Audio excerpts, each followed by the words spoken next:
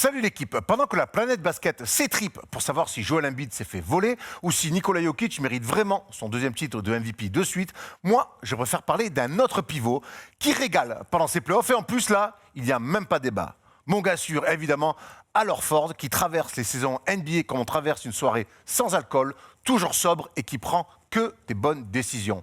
Mais quel homme! Aussi discret que précieux, le fils de Tito brille surtout par le basket. Point barre. Pas de paroles, pas de gestes, pas de Blair. Alors Ford, c'est un petit peu l'anti-Draymond Green. C'est aussi ce mari idéal qu'on rêve tous d'être. Bon, en même temps, on n'a pas tous la chance d'être marié à une ex-Miss Univers. Forcément, ça aide. Contrairement à Johnny Depp, lui, je suis sûr que sa femme, quand elle boude, elle chie pas dans le lit conjugal. Tu me diras, elle pourrait quand même le faire. Ça sentirait toujours la rose. Bon, bref, revenons au basket.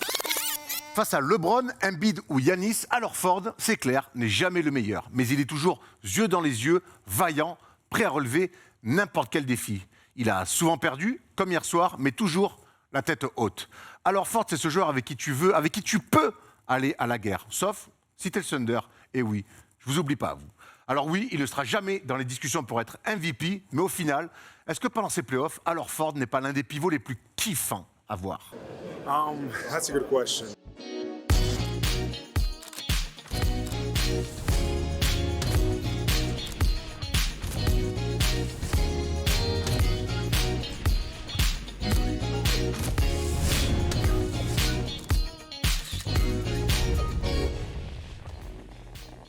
Salut l'équipe, on est jeudi et le jeudi c'est le first day show. Les Bucks ont un cœur de champion, les Warriors ont dû oublier ce que c'était le temps d'un match, mais moi tout ça je m'en fous car je suis avec deux champions qui eux, je suis sûr, vont faire une vraie prestation de champion aujourd'hui, Thomas et Théo. Comment ça va les amis? Ça va super. Bah, très bien, ravi d'être là comme toujours. Toujours. Tu sais que les gens, chaque fois que tu viens, sont contents. Tu amènes quelque chose d'autre. Un peu plus de calme aussi, des fois, dans cette émission de mecs énervés. Présentateur énervé, apparemment.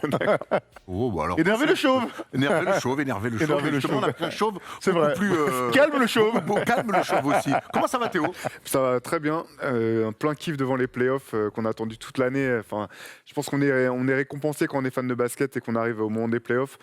J'ai beau en avoir vu quand même un paquet, à chaque fois j'oublie à quel point le niveau d'intensité, à quel point aussi les arbitres laissent défendre, à quel point les matchs sont serrés. Là, en tout cas, un vrai plaisir. Bon, en tout cas, on a plein de choses à dire. En parallèle, on bosse sur le prochain MOOC? Ouais, on a commencé à avancer sur le prochain, donc le numéro 10, qui sortira un peu avant l'été. Donc voilà, on est encore on est pleine élaboration. On est déjà au numéro 10. Sûrement sur Booba, j'imagine. Il n'y a que des numéros 10 dans ta team. Absolument. On donne pas le sujet du MOOC, on le garde encore un peu secret. Voilà, exactement. Moi, je le connais, mais je ne le dirai pas. Voilà, les amis, et ce n'est pas la peine de m'envoyer quelques DM, même quelques nudes. Tu la joues un peu à contre-courant du thème, j'ai envie de te dire. J'en dirai pas plus. Vous avez un indice tout de suite chez vous. Allez, on fait quelques petites annonces rapidement avant de se plonger dans le sommaire de l'émission. Demain à 13h, vous en avez désormais l'habitude, on se retrouve sur Brut, l'application Brut Live, pour revenir aussi sur l'NBA, sur les matchs qui auront lieu cette nuit. Donc on sera là pendant 1 heure pour parler NBA avec vous. L'application est très simple. Vous venez, vous vous connectez.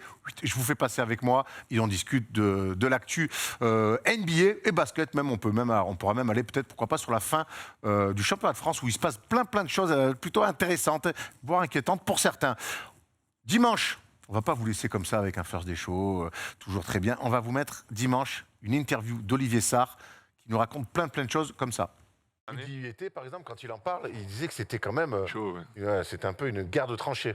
Ouais, c'est toujours la jungle. C'est toujours la jungle. Les gars sont là pour faire des stats. On est tous là pour. Personne n'est là pour rester. C'est de passage. L'objectif de tout le monde, c'est de passage et le plus court possible. Mais c'est pas facile, franchement. Après, la chance qu'on a avec le Blue, c'est qu'ils sont vachement. Ils travaillent main dans la main avec l'équipe NBA, donc on a les mêmes systèmes, on a notre propre salle, on a quand même des bonnes conditions, on a notre chef. Après, les voyages, c'est pas la même, mais en termes de basket, après, c'est sûr que c'est pas la NBA, mais c'est quand même, je pense, c'est quand même mieux qu'il y a quelques années.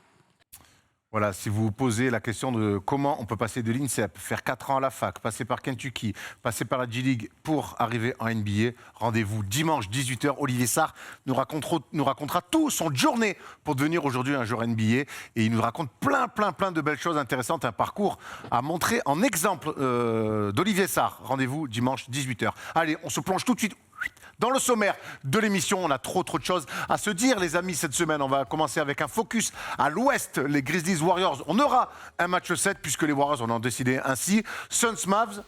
Là, c'est un petit peu différent. On aura un match 6, ça c'est une certitude. Mais dans quel état on va retrouver les Mavs qui ont morflé terrible lors du match 5. On aura un gros débat sur la série la plus excitante de ces playoffs. Les Celtics face aux Bucks. Les Bucks ont repris l'avantage du terrain après un match 5 incroyable. Ça sera notre gros débat de la semaine. Les Celtics peuvent-ils aller chercher un match, non pas 6, mais 7 ? Incroyable série, on adore. Focus à l'Est, on finira avec le Heat Sixers, où là c'est un petit peu plus compliqué d'avoir des certitudes entre le début de série 2-0 facile, puis le retour d'Embiid, où on ne reconnaît plus le Heat, et puis cette nouvelle branlée du Heat face aux Sixers avec le retour en Floride. On va essayer un petit peu de décortiquer cette série, de se savoir surtout qu'est-ce qu'on peut imaginer sur le ou les matchs qui restent à jouer. On finira avec quelques news, parce qu'il y a pas mal de choses aussi à raconter, notamment un nouveau coach côté Kings, et puis on finira avec le quiz traditionnel où Théo a pour habitude de souvent briller.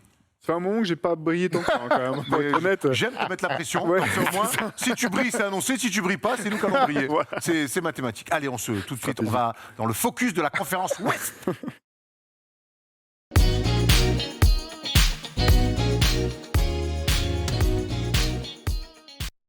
Les Warriors jouent-ils avec le feu? Il y aura donc un match 7 entre les Warriors et les Grizzlies. Match Thomas, 6, un match 6. Un match 6, pardon. Va vite en besogne, mon ami. Je vais très vite en besogne. Il y aura donc un match 6. Est-ce que les Warriors jouent un petit peu avec le feu? Qu'est-ce que tu as pensé de ce match hier avec cette énorme claque, cette belle victoire, mais cette énorme claque 134-95? Alors, je vais coupler le match 4 et le match 5. Alors oui, les Warriors ont gagné le match 4, mais c'était un match de mouise, de merde. Côté Warriors, ils se sont fait peur, ils le gagnent sur la fin. Le match 5, retour donc à Memphis, match. Alors là, c'est même plus de merde, c'est le match cataclysmique, le pire match que tu puisses faire dans un match de play-off, en termes d'énergie, en termes de volonté, en termes sur l'entame de match tout simplement. 55 points d'écart à un moment donné. Je vais pas taper sur Mike Brown, hein. Je rappelle que Steve Kerr est en protocole Covid et donc c'est Mike Brown qui a coaché ces deux matchs-là, mais visiblement il y a eu un effet de cause à effet tout simplement sur ces deux games. Comme depuis le début de la série, les Warriors me montrent un visage tantôt intéressant, trop souvent dilettante, trop souvent à ne se reposer que sur le talent, à ne pas assez défendre. Il y a pas mal de mecs qui passent à côté de leur série. Donc voilà, je reste circonspect quant à cette défaite quand il n'y a pas le meilleur joueur en face, même si Memphis est une bonne équipe quoi qu'il arrive. Ouais, j'ai l'impression que les Warriors respectent absolument pas cette équipe de Memphis. Tu parlais du match précédent, c'est intéressant parce qu'effectivement, match galère, mais finalement, j'avais l'impression que c'était l'expérience qui avait permis aux Warriors de verrouiller le match dans les toutes dernières minutes pour éviter de se retrouver en galère. Et là, je m'attendais pas du tout à ce qu'ils prennent un tel bouillon. Je me suis dit, je pensais en équipe expérimentée qui savait que c'était important de finir la série le plus vite possible pour pas avoir de blessures supplémentaires, passer à autre chose, pouvoir se reposer, préparer la suite. Et là, franchement, ce match, c'est assez dingue. Dès le départ, il y a zéro intensité. Zéro. Pas d'envie. Il termine avec autant de balles perdues que de passes décisives. C'est un peu comme s'il s'était dit, de toute façon, on va y aller, on va gagner facile. Et on a un joker. Voilà. Ouais, tu sais, on a et un sinon, joker. c'est pas grave, on prendra le prochain match. Drôle d'attitude. Alors, ils ont de la marge, ils menaient 3-1, donc évidemment, ils vont lâcher ce match 5. Ils pourront terminer à domicile lors du match 6. Mais mine de rien, moi, quand je regarde cette rencontre-là, et j'ai envie d'avoir votre avis là-dessus, est-ce que c'est pas curieux, voire inquiétant, qu'à ce moment de la saison, on est quand même en demi-finale de conférence, que les Warriors soient capables d'une prestation aussi minable que celle-là, avec les attitudes où Draymond Green et Steph Curry dansent pendant un temps mort. Je suis surpris et inquiet un petit peu de voir cette équipe-là avec l'expérience qu'ils ont, qui savent que quand tu es en playoff, tu es, comme ils disent, lock-in, tu vois. Ben là, je les trouve... Je ne sais pas comment réagir en fait après ce match-là. C'est ce qu'on dit depuis tout à l'heure, c'est que tu as raison, ils sont reposés sur l'expérience et sur le talent dans le match 4. Mais en fait, globalement, dans la série, on a l'impression que Memphis est capable de faire à chaque fois des matchs avec de l'intensité tout du long, dans le sérieux collectivement, et ainsi de suite. Pendant que les Warriors, eux, jouent par à coup. Alors ils sont tellement forts, ils ont tellement de talent, ils ont tellement d'expérience, ils connaissent tellement le chemin que ça ne les empêche pas d'être devant largement dans la série. C'est pour ça qu'on a beaucoup parlé de la fameuse marge. Moi, je trouve qu'il y a beaucoup de marge. Ils l'ont toujours cette marge. La preuve. Oui, parce que sur le match 4, ils gagnent parce qu'ils ont de la marge, pas parce qu'ils jouent jouent bien. C'est ça le Alors, truc. Moi, la marche, c'est comment tu exploites ton potentiel. La preuve, c'est que les Warriors n'exploitent pas du tout leur potentiel collectif. Donc voilà. Ils sont pas contrariés à un moment donné par cette équipe-là Ils sont- qui, oui, que ce mais soit ça, c'est avec playoff. ou Jamorant, joue très bien au basket. On voit Trey Jones qui fait du taf. Là, Tyus on Jones, rappelle que Tyus. Tyus Jones, je vais jamais y arriver avec ce mec. Tyus Jones, pourtant, je veux qu'il vienne aux Knicks, donc ça serait bien de bien prononcer son blaze. Le match 4, on rappelle que les Warriors mènent pour la première fois à 3 ou 4 minutes de la fin. Bah ouais, mais c'est ce que je te dis, c'est ça, on est en plein dedans. C'est qu'ils ont plus de talent et plus d'expérience, c'est pour ça qu'ils le gagnent. Une équipe qui a moins d'expérience et moins de talent, jamais elle le gagne, puisque l'autre équipe fait un meilleur match. Là le match 5, franchement, oui, c'est minable et c'est inquiétant. Parce que, ok, tu perds un match contre Memphis sans Ja Morant. Et on va ensuite, dans un deuxième temps, donner du crédit, évidemment, à cette équipe des Grises. Mais moi, je me projette sur la suite. Les Warriors, on les attend où? En finale de conf. On les attend où? En finale NBA. Les performances sont relatives parce que quand je pense aux Bucks, quand je pense aux Celtics, quand je pense à Miami, quand je pense aux Suns, attends, ils font pas de matchs comme ça. Alors oui, on a vu des hauts et des bas sur les matchs à l'extérieur et tout ça, mais dans la concentration, les Warriors, ils ont offert un visage que je n'imaginais pas à ce moment-là de la saison. Ça, t'as raison. Tout à fait d'accord là-dessus. Ouais.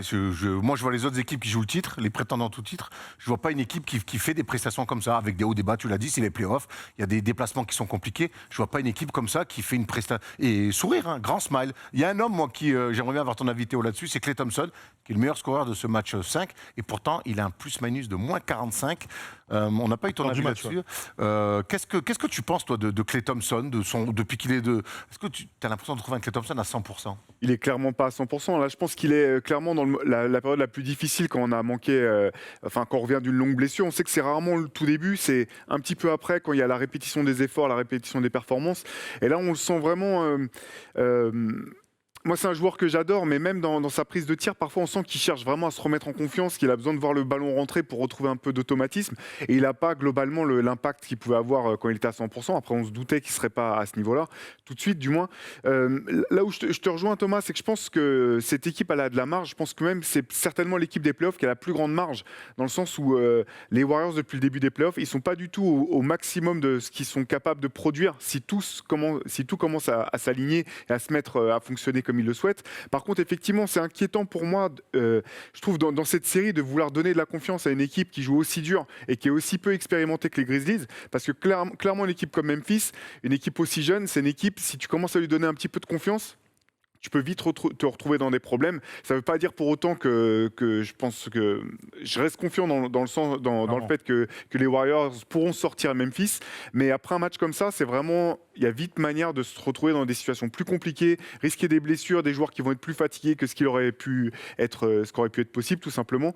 Et donc, c'est vraiment ça que je comprends le moins dans ce match 5, c'est comment ça se fait qu'une équipe avec autant d'expérience n'a pas senti tout ça et pas arrivé déterminé en disant on va mettre un coup de massue. Et on donne 5 jours derrière. C'est ça, moi, c'était ma question Grave. d'après, c'est de se dire, on va là-bas, on clôt la série, et puis voilà, quoi. C'est cet esprit un peu d'un futur champion de dire, on clôt les séries, quoi. Ouais. Là, ils sont arrivés là-bas en short à fleurs et en tongs. Ça Et il n'y a va- pas la mer, hein, même dit ça. Du coup, ça m'amène à une question, et tu vas m'y répondre, Erwan. Tu vas y répondre. Est-ce que vous ne trouvez pas que cette équipe de Warriors, elle est un peu soft? Pour l'instant, si, complètement. Elle se regarde même un peu jouer. J'ai vraiment l'impression Après, qu'ils ne elle a respectent pas Memphis, en fait. Ouais, peut-être. Et qu'ils n'ont pas le sentiment que Ja Morant n'est pas là. voilà, ouais. de devoir jouer Ouais. si dur que ça. C'est le sentiment, c'est le sentiment que j'ai. C'est vrai que quand tu dis que peut-être un des joueurs qui défend le plus sérieusement, à part Draymond Green, c'est Andrew Wiggins, même s'il a beaucoup progressé et qu'il est devenu un peu à la surprise générale un excellent joueur dans ce registre, c'est un peu étonnant, quoi. La perte de Gary Payton aussi est sûr. importante dans l'impact physique et ainsi de suite. Bien Mais sûr. tu vois, c'est ce que je ressens. Alors, ils sont dans un nuage d'adresse là au match 3, ils mettent 146. Bon, bah voilà, ça c'est les. Là, ils ont exploité leur potentiel, ils leur ont mis une tôle, il n'y a pas de souci. Sauf que la réponse derrière, c'est pas d'enchaîner ce type de performance, c'est pas de continuer à défendre dur et ainsi de suite, c'est d'offrir 4 jours plus tard une performance à l'opposé total du match 3. Moi, on peut me dire ce qu'on veut. L'adresse, ça va, ça vient, même quand on est les Warriors. Et les Warriors ne sont pas construits que sur de l'adresse. Les Warriors se sont construits sur du sérieux, sur de la discipline. Je ne vois pas une équipe disciplinée, je ne vois pas une équipe sérieuse. En tout cas, sur ce match-là, et on est à un moment donné où même si c'est qu'un match, j'ai beaucoup de mal à les retrouver. Je trouve que quand c'est des moments quand même, ils le savent mieux que personne, puisqu'ils ont gagné 3 fois le titre, c'est que tu dois être concentré. Je trouve qu'il y a beaucoup trop de choses autour. Écoute, on verra la suite. C'est une équipe que j'ai pas envie d'enterrer de par leur Bah non, passif. mais non. Mais je suis... Ils vont passer en finale de conf, Ouais, moi ouais. j'ai aucun doute. Hein. Moi non plus. Le match 6, il est pour eux, Mais il gagne cette équipe- 4-2. cette équipe-là- Et à cette voir si on équipe-là- en reparle de cette série. Cette équipe-là, quand je vois l'ouverture, c'est finale NBA, finale NBA en vue, à minima. Donc, Finale de conférence contre les Suns. Et après, on verra. 50-50. On va parler un petit peu de Memphis, qui a quand même cette particularité d'avoir perdu son meilleur joueur, pour quasiment la fin des playoffs apparemment, qu'il avait déjà perdu en saison régulière, et qui arrive à avoir un bilan, sans Ja Morant, meilleur. Alors, on va évidemment pas rentrer dans... Non. On peut lire comme on veut les stats, mais on est meilleur que ça. Mais j'ai l'impression que moi, ce que j'aime bien dire, c'est que cette équipe-là, même sans Ja Morant, reste une très bonne équipe. Ouais, clairement. Alors, la question, c'est est-ce qu'ils peuvent être une très bonne équipe de play-off sans Ja Morant? Parce que malgré tout, en saison régulière, c'est vrai que le bilan, comme tu viens de le dire, montrait qu'il pouvait vraiment se débrouiller sur lui. En play-off, quand on regarde un peu les plus-minus de quand il est sur le banc, quand il est sur le terrain, c'est pas tout à fait la même histoire. C'est pour ça que ce match aussi m'a beaucoup surpris. Et pas tant que Memphis ait pu gagner le match, mais que ça a été dans de telles largeurs. Parce qu'en fait, c'est une équipe qui a quand même besoin, à mon sens, de Ja Morant pour pouvoir finir les matchs ou passer un cap face à des grosses équipes concentrées. Là. C'est pour ça qu'on en revient encore à ce match 5, un peu incompréhensible du côté des Warriors. Je pense pas que ce soit une équipe qui puisse vraiment espérer aller loin sans Ja Morant. Moi, je te rejoins complètement. J'ai adoré le match 4 qu'ils ont fait. Tyus Jones a été très bien sur le poste de meneur. Il joue un basket un peu différent. Du coup, on implique un peu plus de gens. Mais quelque part, quand le match il est à 3 minutes de la fin et que c'est chaud, qu'il y a un vrai money time, là, Ja Morant, il te manque terriblement. Et c'est ce qui fait que tu es une bonne équipe et qu'avec Ja Morant, ces money time-là, tu les gagnes. En tout cas, tu es beaucoup plus dans le match. Tom, on sait que toi, les money time, ça se gagne avec les superstars. Oui, en playoff, tu gagnes des séries avec les superstars. Par contre, il y a un truc qui est indéniable, c'est que sans Ja Morant, l'équipe est 10 fois meilleure en défense. Quand je dis 10 fois meilleur, le gap, il est énorme. Donc, ce que tu vas perdre par du leadership et un money time et beaucoup d'autres choses qu'amène Ja Morant, qui est quand même 7e du MVP. Donc, personne ne va dire que l'équipe est moins bonne sans lui. Il n'empêche que, voilà, il y a un truc, la cohésion d'équipe, la régularité sur un match. Tu vois, t'as pas de temps faible. Je regardais une stat, là, j'essayais de retrouver justement, je vais continuer à regarder pour vous la sortir, mais j'avais cru voir que tu sais, ils avaient gagné contre KC de, je sais plus, un record NBA là, à un moment donné. 77, 73 ou un truc comme ça. Je suis en train de justement chercher, Ja Morant n'était pas là. Donc c'est quand même une équipe, tu vois, je suis surpris aussi comme toi qu'ils soient capables sans lui de mettre une tôle, sauf que leur plus grosse victoire en saison régulière, même de l'histoire de la NBA, eh bien, était déjà sans Ja Morant. Donc voilà, beaucoup de crédit à Jenkins, beaucoup de crédit au collectif, et on peut se poser aussi la question, tu vois, de l'impact de cette superstar sur son équipe, ou de cette équipe super forte, l'impact qu'il a sur Ja Morant. Mais je crois que les deux Qui en profite Je crois que le les deux, plus. je crois que les deux se rejoignent vraiment. Je crois que justement, moi je me dis que cette équipe-là, elle est bien construite. La preuve en est, c'est que quand Ja Morant n'est pas là, c'est une équipe qui continue à performer. Il n'empêche que pour aller tout là-haut, ça sera Bien sûr, évidemment avec bien sûr. Tonton qui mettra les paniers. Et pour moi, ça veut dire que cette équipe-là, elle est bien pensée, bien construite. On a Et qui a vivé ensemble aussi, parce que même là, on le voyait hyper actif pour encourager ses partenaires qui étaient sur le banc. Il a quand même un rôle de leadership. Et c'est ce que je trouve intéressant, c'est qu'on a le sentiment que tous ces discours meilleurs avec ou sans Ja Morant, ça n'a pas du tout impacté cette équipe, qui est sûre de ses forces et qui est sûre aussi de sa hiérarchie. Et que ils ont, comme tu le dis, Erwan, ils ont vraiment su créer quelque chose, une équipe avec un cœur, une âme et effectivement un collectif qui est vraiment équilibré et qui sera vraiment intéressant à voir par la suite. Juste pour, je mentionne aussi l'impact quand même de Steven Adams, qui jouait pas du tout le début de la saison. Et là, toutes les stats sur le dernier match sont forcément en faveur de Memphis, mais au rebond, il a fait très très mal. Et dans la dureté, tu parlais tout à l'heure, tu disais que ça manquait de dureté du côté des Warriors. Lui, c'est l'exemple même de cette dureté et il a amené ça direct. Et il nous a régalé en plus en conférence de presse. Tu l'as vu avec le journaliste Walker, watch yourself. Il lui a dit comme ça, parce que le mec il lui dit tu fais partie des costauds, il fait costaud. Tu es en train de dire que je suis gros. Non, je me permettrai pas. Walker, watch yourself. Il nous a régalé. On a une petite pensée aussi émue pour Dillon Brooks, qui fait quand même une série de playoffs dramatiques. Il faut qu'il joue défenseur. Voilà, c'est tout. Défenseur. Mais alors, on aura l'occasion d'analyser un petit peu plus en longueur dans d'autres émissions, mais le rôle de Dillon Brooks sur ces playoffs-là va certainement poser des questions pour la suite de la construction de cette équipe-là. C'est un peu, et puis le départ de Tyus Jones aussi cet été. Ouais. Non mais c'est vrai. Il va jamais rester là. Ou alors bon courage pour le re-signer. Chez les Knicks, j'espère qu'ils vont se mettre dessus. Il y a d'autres équipes plus intéressantes ça va, pour Tchus. Tu es mauvais.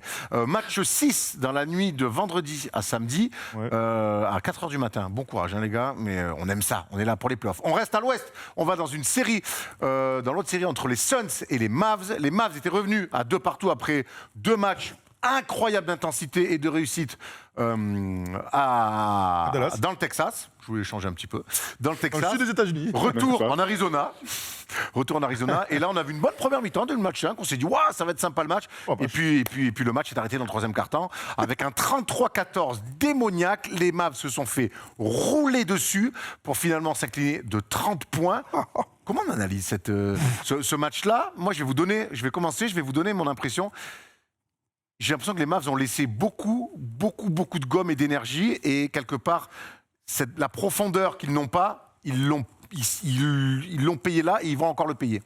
En fait, j'ai trouvé ce match hyper étonnant parce que Dallas a très très bien commencé le match. Il y avait du rythme, de la réussite, etc. Et alors, certes, la défense de Phoenix est montée en intensité, mais j'ai eu le sentiment que Dallas est arrivé avec un plan de jeu en tête, qu'ils ont voulu l'appliquer coûte que coûte, et qu'en route, ils ont perdu du rythme, il n'y avait plus de mouvement. Et quand je parle de plan de jeu, c'est que systématiquement, ils ont cherché les match-ups pour essayer de cibler notamment Chris Paul au début et chercher les match-ups intéressants. Et il y a un moment sur tout le 2e quart-temps et puis après le début du 3e où il n'y a plus aucun rythme offensif du côté de Dallas. Ça joue à 2 à l'heure, ils se retrouvent à devoir jouer des 1 contre 1 alors qu'il ne reste plus que 4 secondes sur l'horloge, à vouloir Jalen Brunson qui essaie de jouer Chris Paul poste bas 2 fois de suite, alors que c'est peut-être l'endroit où il est plus dur à jouer. Bien sûr. Exactement. Clair. Si tu veux le jouer, il faut essayer de le jouer en vitesse. Il n'a plus la mobilité qu'il avait par le passé, etc. Et donc, j'ai vraiment trouvé très étrange ce match du côté de Dallas. Moi, pas tant que ça. Quand même. Il y a pas de... Ouais, non, mais ils explosent. Je m'attendais pas à ce qu'ils explosent comme ça. Quand tu joues avec Bertans et Kleber en 5 out, c'est très bien. Alors quand ça tombe dedans, tout le monde dit « Ah, c'est génial, putain !» Frère, quand tu joues avec ces 2 mecs-là qui mettent pas un tir, bah par contre, mon gars, tu joues à 3 contre 5. Hein. Ah ouais, donc mais... ils se sont fait démolir là-dessus. Quand t'encaisses... C'est pas qu'une histoire d'adresse, Quand je crois, tu fais pas un stop... Non, mais c'est pas une histoire d'adresse. Tu fais pas un stop, t'encaisses des paniers, vas-y, va trouver du rythme. Panier, fait remise en jeu, tu montes la balle. Panier, remise en jeu. Il y a que Lucas qui met des points sur de la classe naturelle et Bronson à la fin qui met quelques tirs. Ils font rien...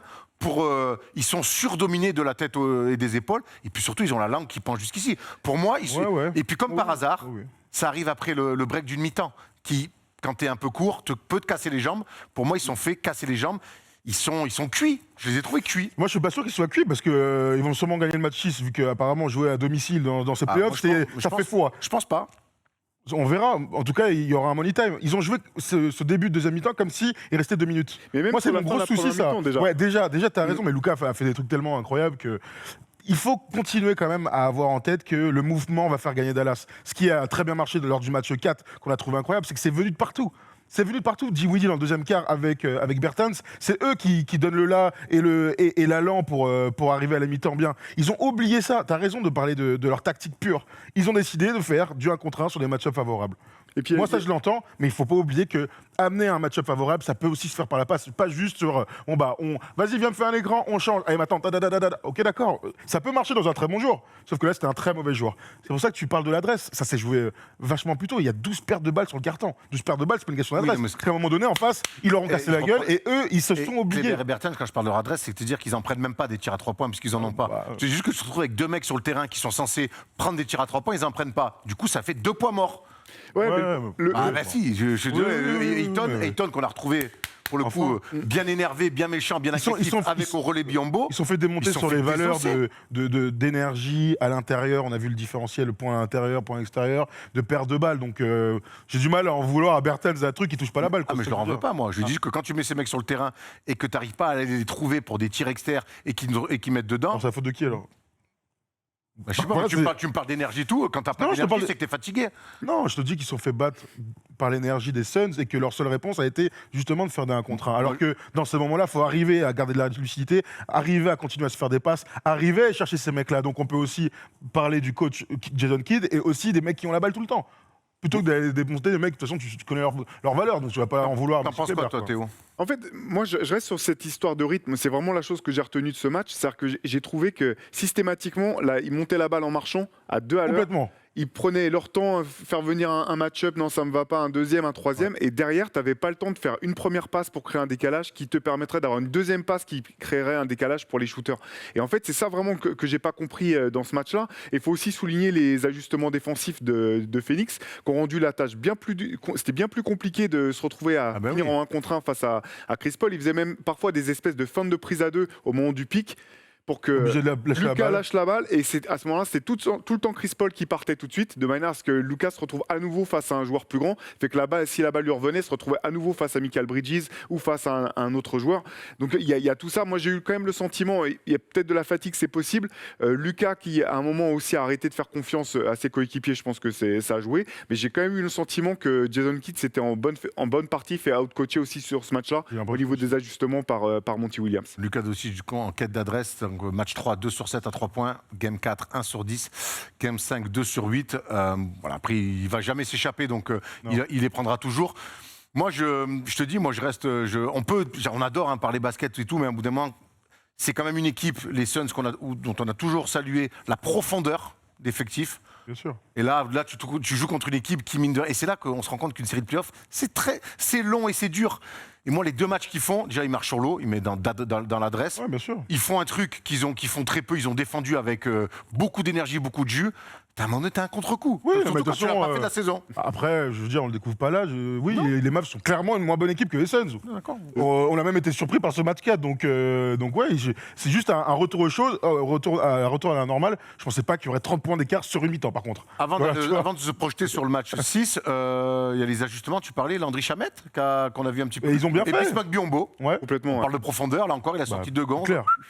C'est clair. Carrément. Et ce qui est intéressant en fait sur cette série, c'est que je trouve que les ajustements ont été bons d'un côté comme de l'autre, notamment sur les matchs 3 et 4, les ajustements défensifs de Dallas ont vraiment fait la différence. Ça leur a permis de tenir le coup et de mettre Phoenix en difficulté, alors que c'est une des meilleures équipes des 2 côtés du terrain tout au long de la saison. Donc là, ça serait vraiment le test, le retour à Dallas. Alors plus d'adresse, bien sûr. C'est clair que ça fera la différence. Mais je pense que ça sera aussi intéressant de voir pour le coup Jason Kidd, quels ajustements, notamment offensifs, il pourra proposer à cette équipe de Dallas pour aider Jalen. On sait qu'il y a Jalen Brunson et Luka qui peuvent créer pour eux-mêmes. C'est quasiment les 2 seuls joueurs de tout l'effectif. Pour que les autres puissent se mettre en valeur, il faut qu'il y ait du mouvement, il faut que la balle bouge et qu'il y ait plus de fixation et de déséquilibre de la défense. Dinwiddie a le droit d'être un peu meilleur aussi. Il fait un match 5 dramatique, notre ami. Il y a un mec dont on a envie de parler côté Suns, c'est Chris Paul. Alors oui, les Suns ont repris les commandes de la série, mais ça fait quand même 3 matchs que le point de God est quand même en travers complet. Match 3, 12 points, 4 passes décisives, donc voilà, moins 8 de plus-minus. Match 4, 5 points, 7 passes décisives. On rappelle qu'il avait perdu 7 ballons en première mi-temps. Et non, ça c'était le match 3 où il perd 7 ballons en première mi-temps. Le match 5, on se souvient, c'est les 6 fautes. On est inquiet pour Chris Paul un peu là, qui enchaîne quand même 3 petits minuscules matchs. Ok, je sais pas, ils ont encore de la curieux, marge. quand même. Très curieux. Honnêtement, le match 4, j'ai jamais vu un match aussi catastrophique d'une superstar. J'ai pas de souvenir. J'ai vu des mecs maladroits, j'ai vu des 4-24, j'ai vu des trucs de superstars, ils sont pas dans un bon soir. T'as un meneur de jeu, qui plus est l'un des plus intelligents de tous les temps. On ne cesse de souligner combien il est fort, combien il a de l'impact sur son équipe. Les fautes, alors, elles y sont pas, machin. En tout cas, tu te mets en galère. Ça, y a pas de doute du fait que t'as 3 fautes dans le 2e quart, t'es encore sur le terrain, tu vas chercher un rebond, on te la 4e, waouh, tu vas te mettre dans les trucs, tu prends ta 5e, incroyable. Tu prends encore une fois ta 6e sur une minute, mais tu prends ta 6e. C'est un des pires matchs que j'ai jamais vu de tous les temps. Et heureusement qu'ils l'ont perdu, parce que sinon, ça m'aurait bien fait chier. Il faut savoir aussi dire, gros, t'as été nul. Tu mérites pas. Tu mérites pas, exactement. Voilà. Le meilleur ajustement pour moi du match 4 au match 5, c'est que le match 5, il a joué 35 minutes. Tu vois ce que je veux dire? C'est con, mais à un moment donné. Il plutôt bon dans le il a dernier pas été match. mauvais. J'ai eu le sentiment vraiment. qu'il a fait ce qu'il avait à faire, qu'il n'y avait pas besoin forcément qu'il en fasse plus.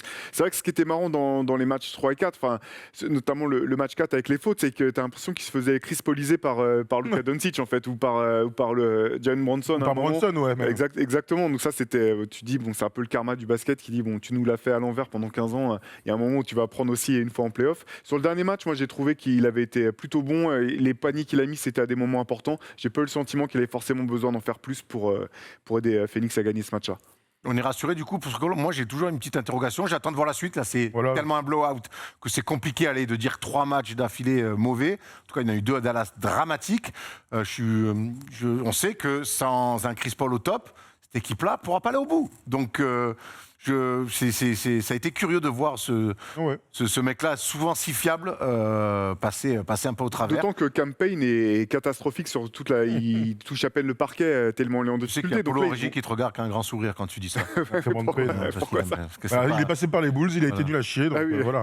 Voilà, tout simplement. hein. Moi, je suis pas, j'ai jamais été fan non plus du joueur. Hein. Même l'an dernier, après leur On était parcours, tellement surpris de son j'avais niveau l'année beaucoup de dernière questions, que- L'année dernière, pour moi, c'était- l'année dernière, il fait un sacré run quand même. Ouais. Il est, Ah il est ouais, bon. c'est clair. Le point de God, parmi les points de God, nombre de matchs à plus de 10 passes décisives en playoff. Magic Johnson 143, John Stockton 100, Steve Nash 54 et Chris Paul donc qui rejoint Steve Nash dans le top 4 de ces jolis meneurs de jeu avec des styles un peu différents, mais en belle compagnie. Le Ce qu'il match. faut juste sur ce graphique là, c'est qu'on voit Magic Johnson, on n'est pas étonné, mais avec le recul, on se rend pas compte le peu de saisons qu'il a joué par 12 rapport saisons. aux joueurs qui l'ont suivi. Quoi. Ça 12 reste. saisons. Enfin bref, c'était une Bon, parenthèse, mais 12 saisons. Bon, Non, mais bah, c'est vrai, t'as raison, 12 saisons. Bon passeur. Ouais, pas, bon pas passeur. mal. ouais. Ouais. Pas mal. Bon Bon passeur, ouais. passeur. Ce soir, c'est le match 6. Toi, tu vois un match 7. Ouais, bah, j'espère un match 7. Pas pareil. Je vois un très gros match. Je vois un volume time, j'imagine pas du tout un blowout. Mais comme j'ai vraiment envie de voir un match 7, je vais mettre victoire des Mavs. Moi, j'aurais dit pareil. Je pense que Luka Doncic est quand même. Quoi qu'il arrive, je pense que c'est le meilleur joueur qui est sur le terrain. Devant Booker Moi, je le mettrais défends, devant, je je le mets- lance je le pas de mettrais question devant piège. Booker. Donc, moi, je miserais sur une victoire de Dallas ce soir aussi. Très bien, moi, puisqu'on n'est pas d'accord du tout sur cette série, je vais mettre une victoire des Suns. Moi, je trouve quand même, quand ils sont remis, dès qu'ils remettent la balle à l'intérieur, qu'Ayton est un peu efficace, ça crée des problèmes où ils n'ont pas de solution, même si Jason Kidd peut se creuser les La ménages. vision à court terme, Erwan, t'as oublié que la semaine dernière, on était tous sûrs que ça t'était plié T'as en 4. raison, j'ai du mal à croire, et je crois que même Ouais, que les mais- Suns auraient tout intérêt à aller le prendre à l'extérieur pour se dire « Ok, Ça, c'est on est sûr. capable de le faire », parce Ouais. que... Ah oui, bah tu fasses pas le même match que les Warriors, Warriors, hein, d'accord, ça c'est sûr. hein. J'espère en tout cas Mais que... toutes les séries, à part le Bucks ou Milwaukee où ça gagne un peu à l'extérieur, toutes les autres, elles sont intransigeantes. Toutes les équipes sont intransigeantes à domicile. Ça, c'est un facteur qu'on ne peut pas enlever jusque-là pendant ces playoffs. Tu nous parlais de Lucas et de Devin Booker. Pour toi, Lucas, c'est le meilleur joueur par rapport à Booker. En tout cas, les deux, ils aiment bien se titiller pendant ces playoffs-là. On a quelques petites vidéos qui sont sorties. Là, c'est Dorian Finney-Smith qui vient faire une grosse faute sur Devin Booker. Et à la fin, Booker qui reste par terre, qui s'écroule. On croit qu'il s'est fait les croisés. Et finalement, il dit Lucas Special. Donc ça m'a bien fait marrer. Ils doivent bien se foutre de sa gueule entre les Suns dans l'avion et dans les vestiaires. Pour faire un truc comme ça, je pense clair. qu'ils doivent beaucoup en parler. Et là, il y a ça. Là, quand Booker vient lui prendre la balle, il insulte, ce clin d'œil, sourire. Il a plein d'insultes super sympas, Luka, à dire en anglais aux autres. Je sais pas si vous avez remarqué, il a toujours des trucs comme ça. C'est pas le Hier, dernier. même. Et en Pas le sortant dernier. du terrain aussi, il était là. Ouais. Ouais, tout le monde joue les durs quand on est Quand devant, on- ouais, quand on ouais, est c'est devant le clair. score. Donc, C'est clair. plutôt sympa ça. Voilà, donc là, le match 6, ça promet. Donc, match 7 pour vous deux, victoire donc des Mavs sur le match 6. Moi, je vois une victoire des Suns à Dallas et donc filer vers les finales de conférence. On a fait le tour dans la conférence Ouest. On va se plonger dans l'une des la série la plus passionnante de ces playoffs entre les Celtics et les Bucks.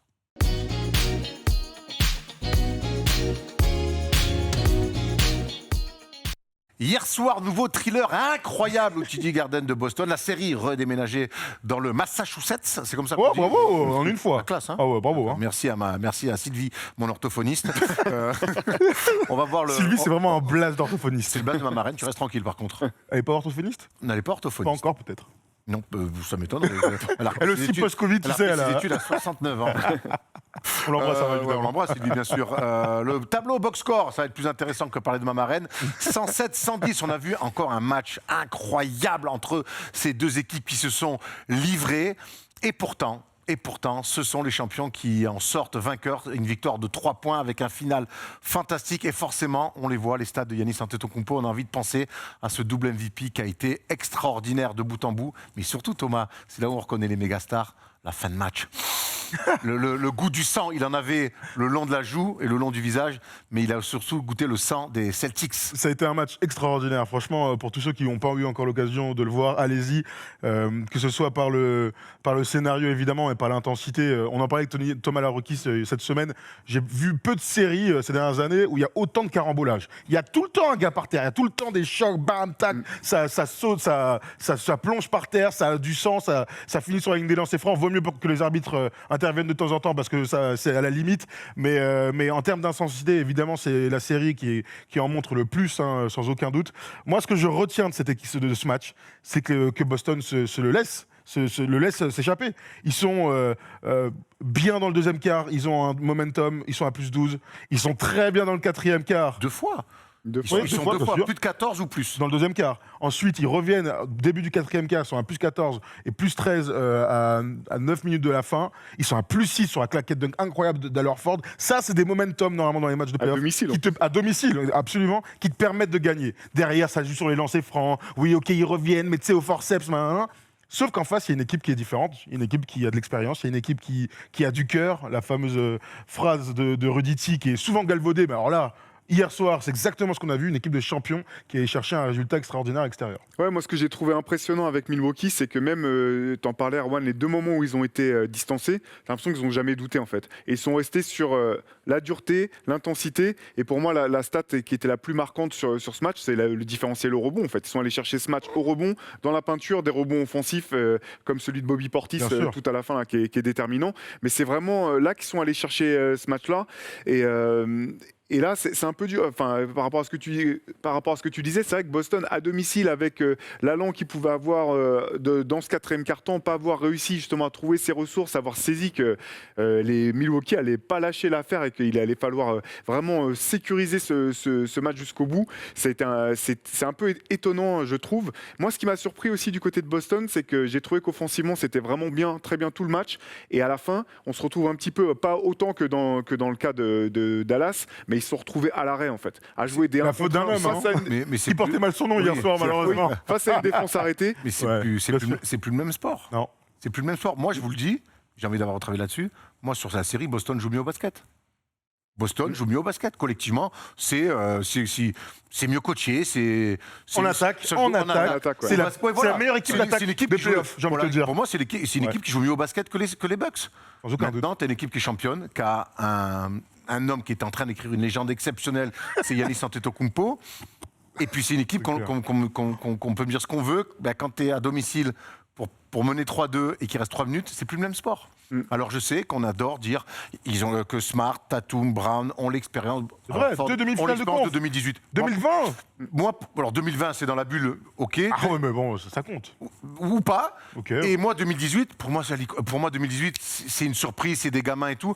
Ils sont, en fait, pour ceux qui fantasment un peu sur cette expérience de 2018, ils sont en train d'apprendre. Moi, cette équipe-là, ils ont tout pour un jour être champion. Honnêtement, hier, quand je les regarde, je me dis, ces mecs-là, dans 2-3 ans, ils sont champions. Je vois pas comment ça peut être autrement. Par contre, ils apprennent. Ils apprennent. Et hier, ça s'est tellement vu. Pourquoi ? On va aller sur Marcus Smart et ses 3 dernières minutes. Comment c'est possible que cette équipe qui joue aussi bien en basket, intelligente, comment ça se fait que sur les 3 dernières minutes, toutes les premières attaques, c'est Marcus Smart qui a la balle dans les mains? Ils n'ont pas de vrai meneur, c'est tout. Bah donne-la à Jason Tatum alors. Oui, mais ils n'ont pas de vrai meneur, c'est ce que je te dis. Marcus Smart et... C'est dur de tomber sur Smart. Hein. Non, c'est dur, mais c'est la réalité de ce match. Mais là, au bout la d'un dernière moment, minute qu'il fait, Marcus Smart. La dernière minute, les 3. Non, la dernière minute. La dernière minute. 50 secondes à jouer. Il prend la balle, Le dribble premier dans le ballon dos. qu'il perd, quand il fait du Kyrie, il reste 2 minutes 30. Mais non, il reste 50 secondes. Non. Il reste 50 secondes. 50 secondes, premier ballon. Il perd la balle sur un truc comme ça, parce que Anton, après, Giannis récupère le ballon.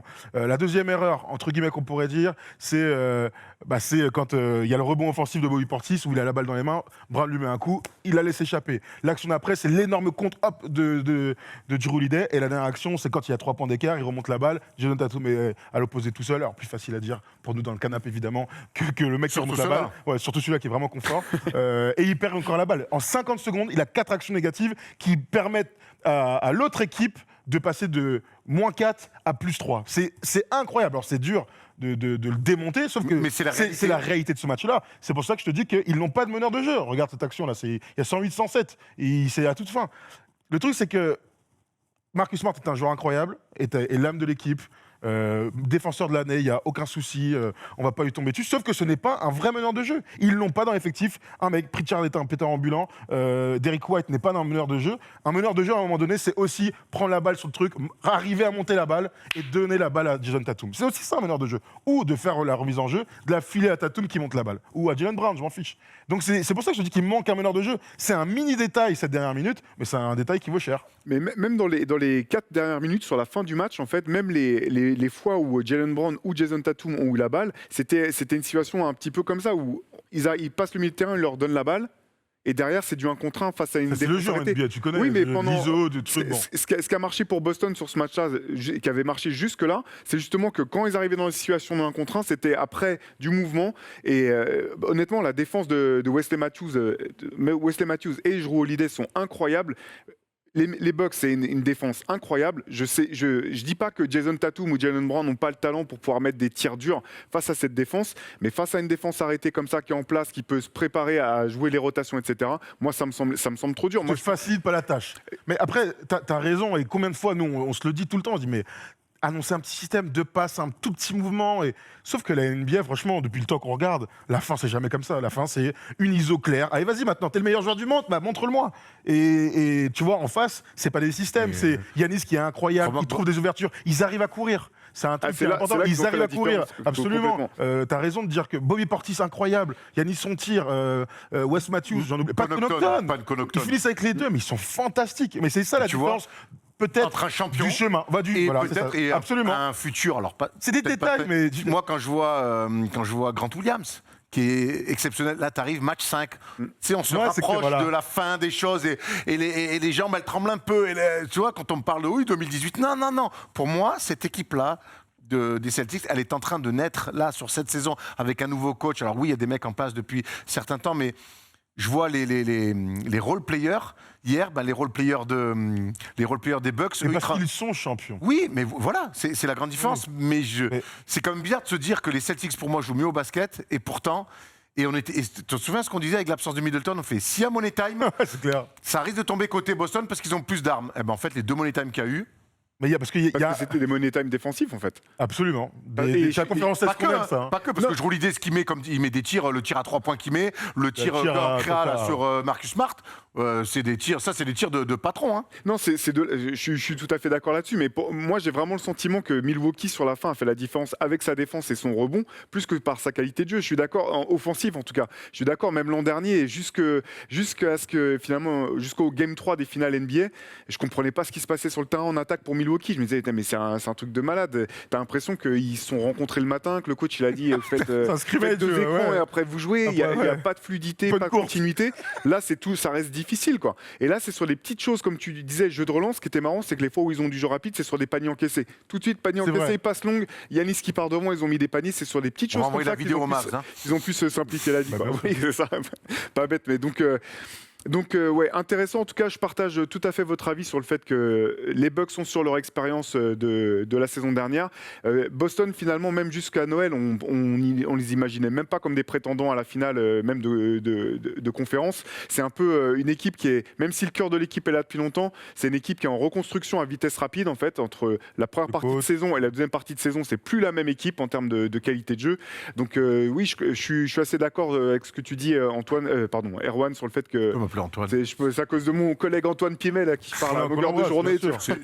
C'est une bonne comparaison. Voilà, on a une déclat d'Emi Udoka, quand même, le coach perdant, qui l'avait un peu mauvaise, et on sent que cette défaite, elle lui fait mal. Les gars vont être bouleversés par ce résultat. On a dominé 3 cartons sur 4. Et oui, on a vu ça aussi, nous. Et gâcher l'occasion en or.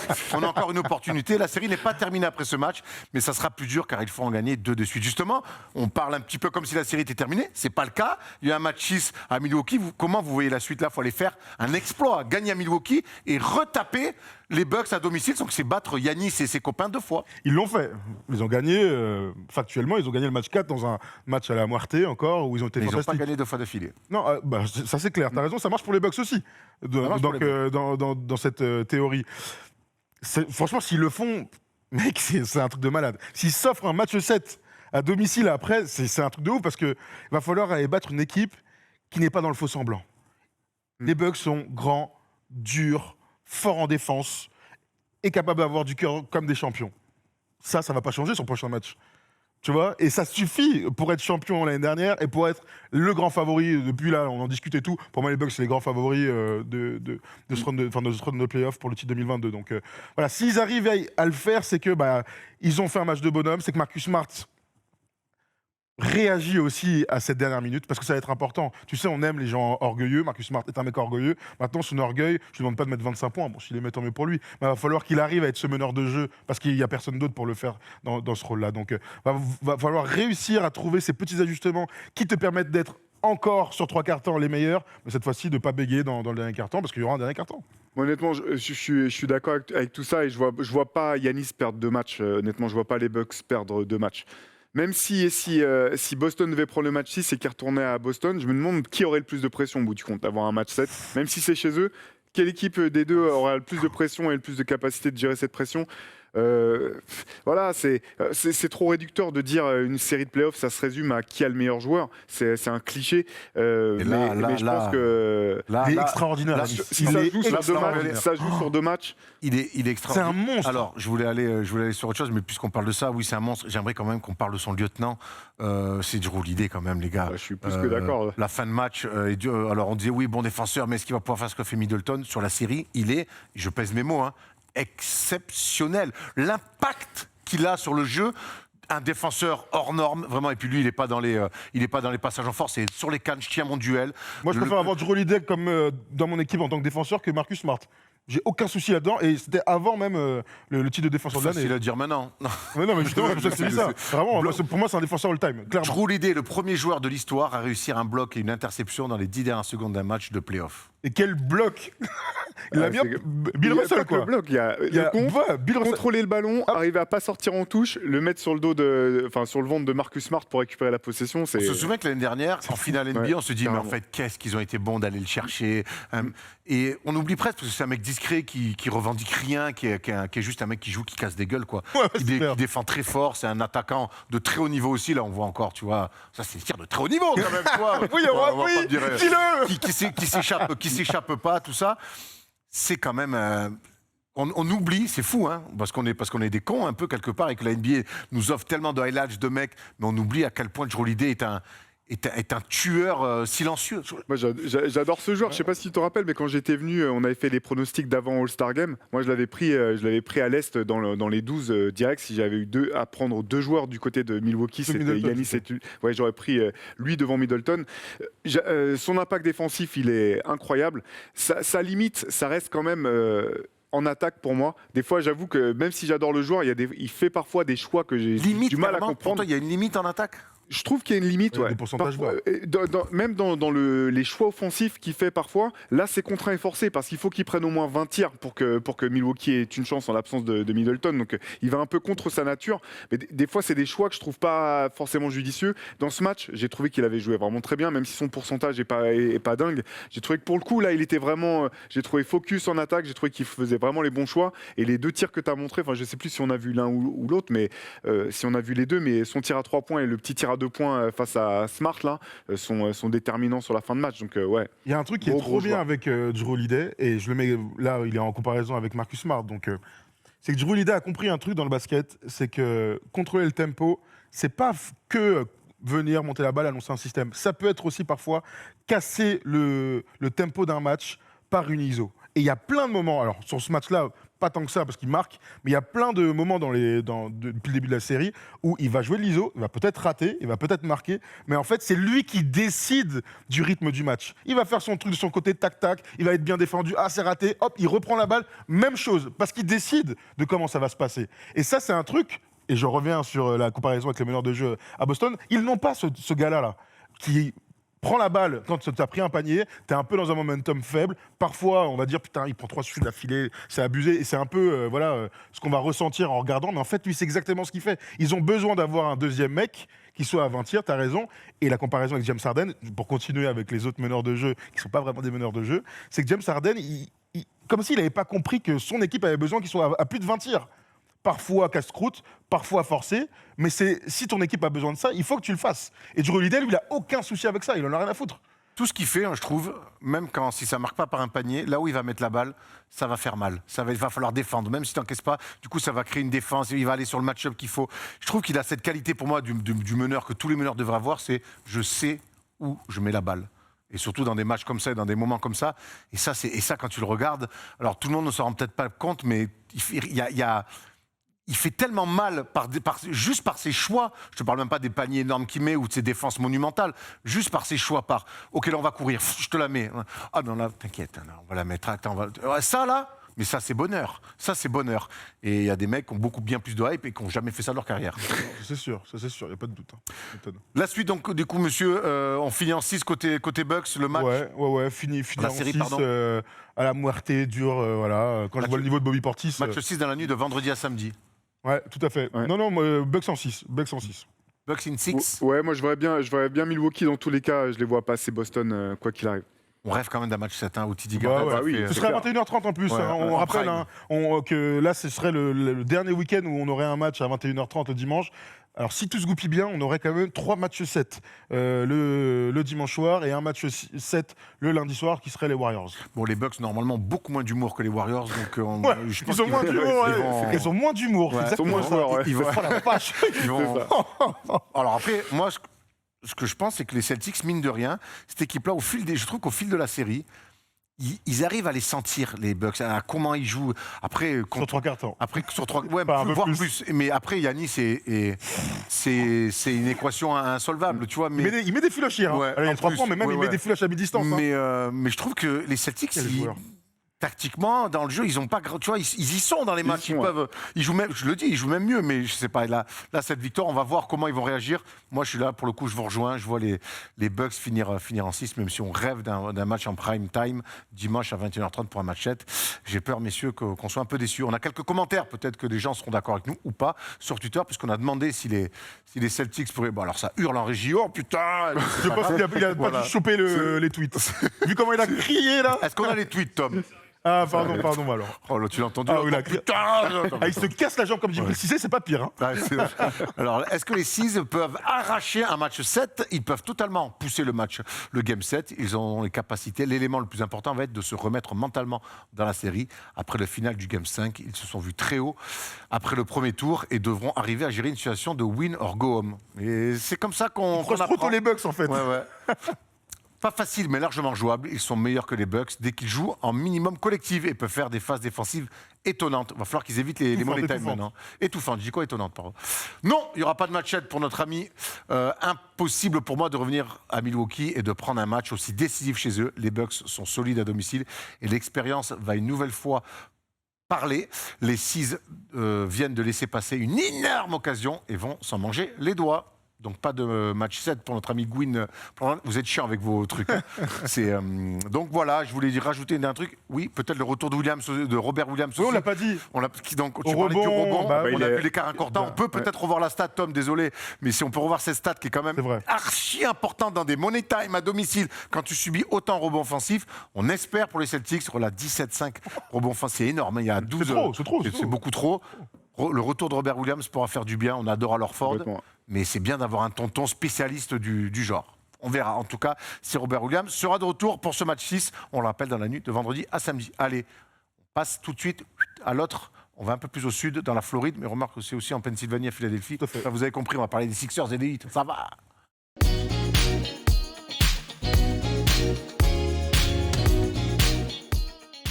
Miami menait 1, puis 2-0, puis Philadelphie est revenu à 2-1, puis 2-2.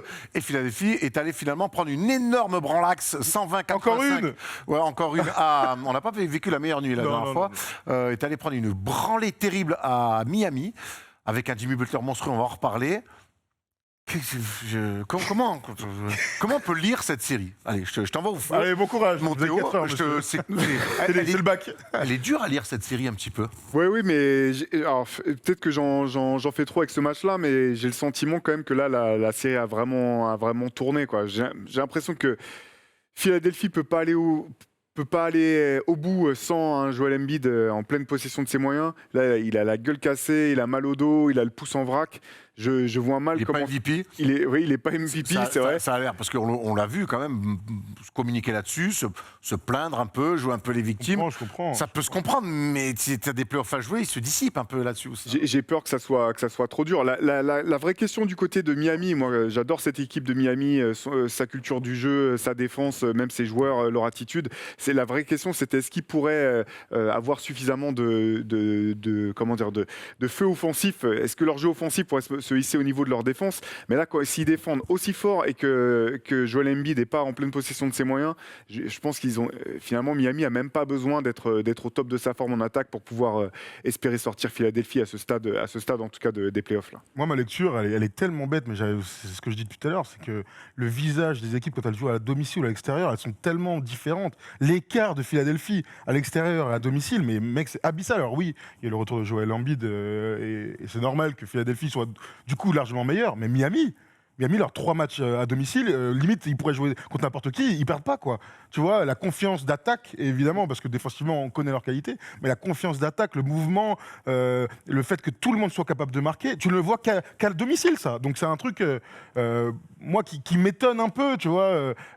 Ces dernières années, on disait qu'à l'extérieur, les équipes étaient... Enfin, ça avait moins d'impact d'avoir l'avantage du terrain.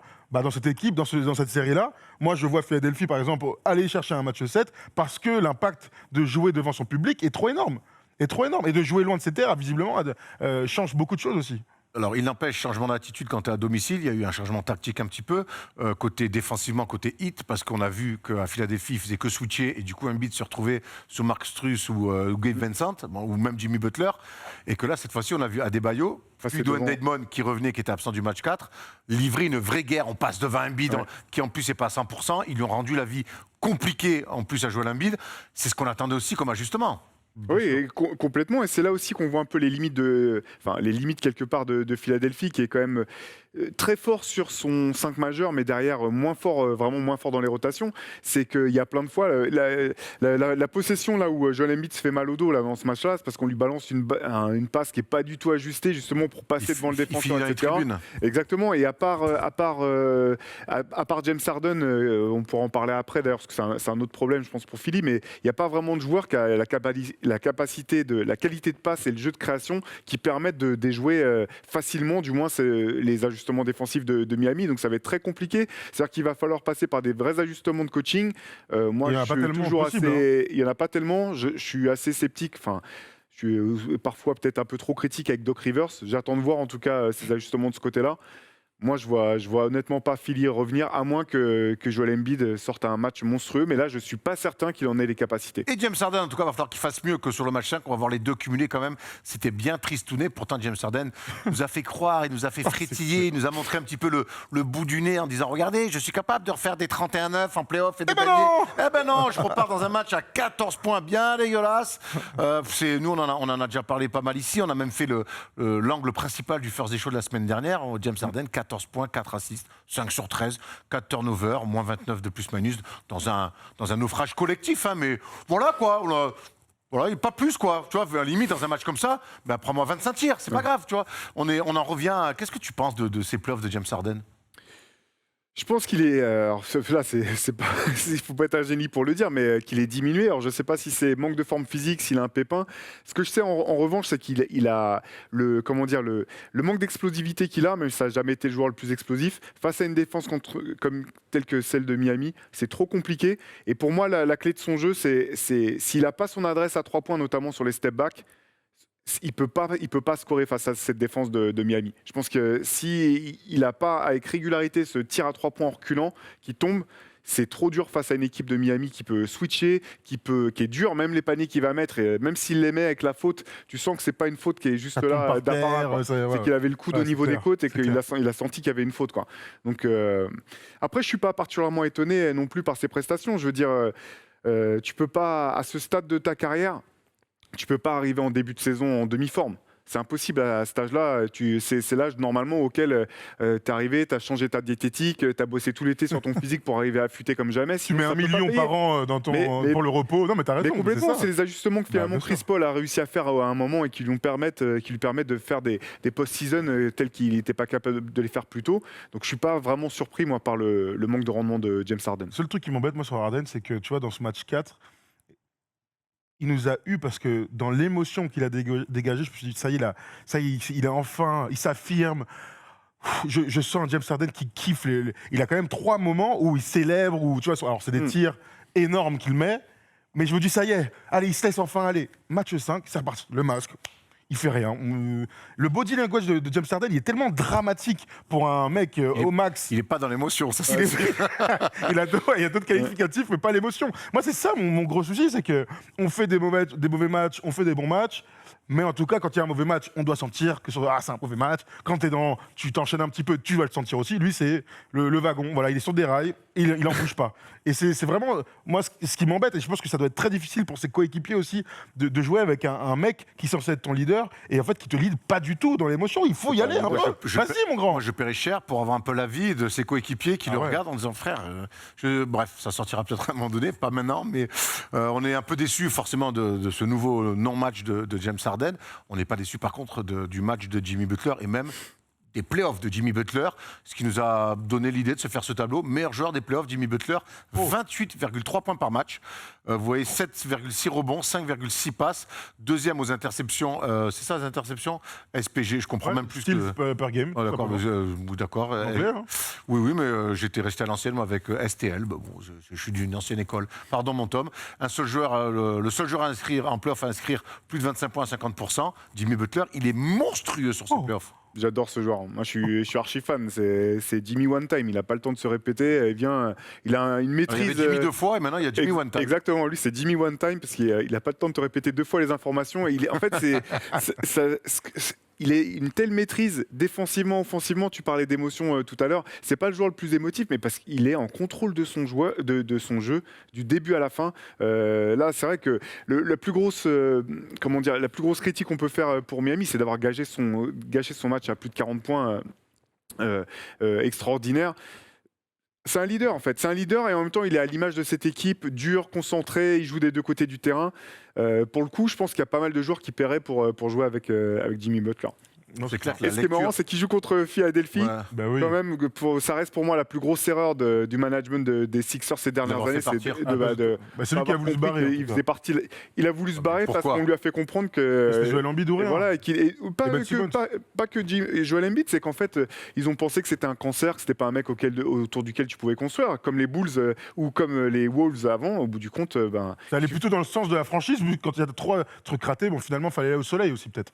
Il y avait besoin de C'est ça. soleil, Jimmy, pour s'épanouir. Et puis l'effet Pat Riley, on le dira jamais Bien assez sûr. que Non, mais c'est ça des colle avec la franchises culture. qui te complètement. font grandir, qui te rendent meilleur. Et quand je dis meilleur, c'est pas que dans le basket, messieurs. La suite de cette série, on imagine le Heat finir en 6. Si ma théorie, les matchs à domicile fonctionnent, on aura un match 7. Voilà, tout simplement. On aura un beau match 7. Moi, probable, par j'en contre. reviens à Joel Embiid. S'il n'y a pas un match monstre de Joel Embiid, je vois Miami finir la série en 6 et je pense vraiment pas qu'il ait capacité physique de le faire. Kyle Lowry, en plus d'être dramatique quand il joue, il est out pour le match 6. Et tu sais pourquoi ils font ça? Parce que quand il est pas là, ils gagnent. Voilà. Et quand il est là, ils font que de perdre dans cette série. Non, mais c'est important pour la série, mais c'est important pour la suite. Il faut que Kyle Lowry puisse. On espère qu'il puisse jouer parce que si Miami veut être champion, il faut que Kyle Lowry soit très très bon. On en revient toujours à ça. hein. On en revient Les toujours. forces en présence, il faut qu'elles soient toujours au top. Ouais, les stats sur Terrible tableau. Kyle Lowry, 2 matchs, 2 défaites. Attends, t'imagines, tu reviens, il est pas à 100%, puis c'est des trucs musculaires et tout. Dans l'intensité des playoffs, c'est impossible. En fait, c'est impossible, c'est tout simplement impossible. Écoute, on verra bien. Moi, je vois un match. Je les vois pas les gagner à Philadelphie. Ah ouais? Ouais, je pense que Embiid, il s'est fait secouer, mais à domicile, ils ont montré quelque chose de. Il y a une énergie, il y a quelque chose, on verra. Et Harden, je peux pas croire qu'Harden continue à faire des matchs à 14 points, donc à moins qu'il sorte quelque chose de bien. Ils auront intérêt à être bons parce qu'à Philadelphie, c'est pas possible qu'ils se fassent huer dès le deuxième quart-temps. Ah comme ouais, ça. ouais. Ça a été S'il y a le un cas écart, après. ça c'est clair. Hein. Faut pas être à moins 20 dans le deuxième quart à Exactement. Philadelphie. Tu te fais huer direct. On verra ça. En tout cas, le match, on le rappelle, c'est dans la nuit de samedi à dimanche. Je sais pas, c'est toi qui es devant le Non, tableau, mais, j'en sais rien. Non, mais tu me. Moi, je suis là, tranquille. pas besoin de ça. Moi, je pensais que l'hélicoptère était bien conduit. Je commence à avoir un peu peur. C'est un drôle d'exemple, l'hélicoptère. moi, C'est le dans la transport. nuit. Attends, mais mince. Ce que je te dis, c'est que j'ai peur. De samedi à dimanche, voilà. Hop là.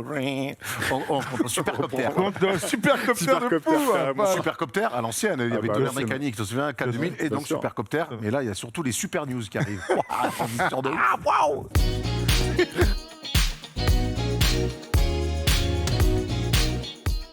Allez, on commence les news avec deux tristes nouvelles. On a appris cette semaine, et ça nous a choqué vraiment, c'est la disparition d'Adrian Payne, passé par Michigan State, passé par Minnesota entre autres, en NBA, passé par Lasvel, champion de France avec Lasvel, 31 ans, Adrian Payne, qui est décédé cette semaine. Bon là, on n'a pas spécialement envie de plus commenter ça.